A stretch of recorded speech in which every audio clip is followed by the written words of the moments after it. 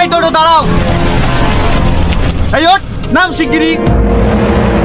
কি হলো চাচা, ছেলেটাকে ওরকম করছো কেন? আর বুঝলো না, এই ছোট টোটোটা উঠি আমার মেয়ের দিকে একভাবে তাকিয়ে আছে। এই মেয়ে দেখলে লাল পড়ে না, নাম শিগগিরি। আরে ছাড়ো চাচা, এই আর ঝামেলা করো না। এই তুমি একটু এইদিকে সরে বসো।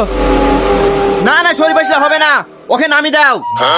ওই বললে হয় চাচা, আমাকে ভাড়া মারতে হবে না।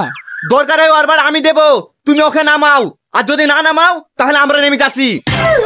না না চাচা, আপনাদেরকে আর নামতে হবে না, আমি নেমে যাচ্ছি। এই চাচাকে, তোর বাপ আমার ভাই হয়, তোর কোন চোদ্দ কিছু চাচা হই, আমাকে আগে বলি যাও। সরি স্যার, আমার ভুল হয়ে গেছে। চাচা বলি লাইন ক্লিয়ার করছে, আমি কিছু বুঝিনি না। এই টোটো চলো।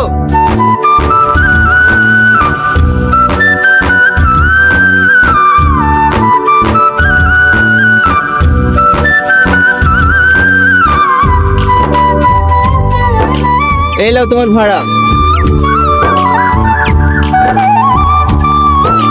জনি ভাই, ছেলের বাড়ি থেকে এক্ষুনি ফোন করেছিল, ওরা কালকে আসছে। তোমার এইদিকে সব রেডি তো?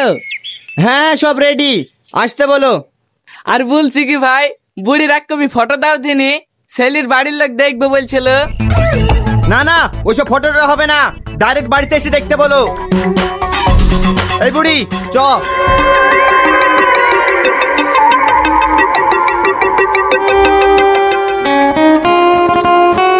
অনেক কথাই তো হইলো, সন্ধ্যাও লেগে যাচ্ছে, এবার আপনার মেয়েকে একটু ডাকেন।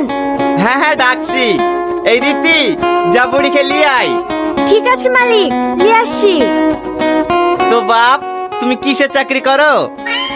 আমি চাকরি করিনি তো, ঘটক আপনাকে বলেনি আমার একটা শপিং মল আছে, আমার আন্ডারে তো 50টা লোক চাকরি করে। কি, তুমি ব্যবসা করো, সরকারি চাকরি করো না? না তো, চাকরি কেন করতে যাব, হ্যাঁ তো সুন্দর ব্যবসা তুই। এই রীতি, যা বুড়িকে ঘরে নিয়ে যা, কোন ব্যবসায়িক ছেলের সাথে আমার মেয়ের বিয়ে দেবো না। এই ঘটক, বয়সের সাথে সাথে তোমার বুদ্ধি গেছে নাকি? তোমাকে এর আগে বলিনি আমি সরকারি চাকরি করি, আমার মেয়ের বিয়ে যদি দিতে হয় সরকারি চাকরি করা ছেলের সাথেই দেবো। তা বলিস, কিন্তু এই ছেলেটাও খারাপ না, মাস গেলে 2 লাখ টাকা ইনকাম করে।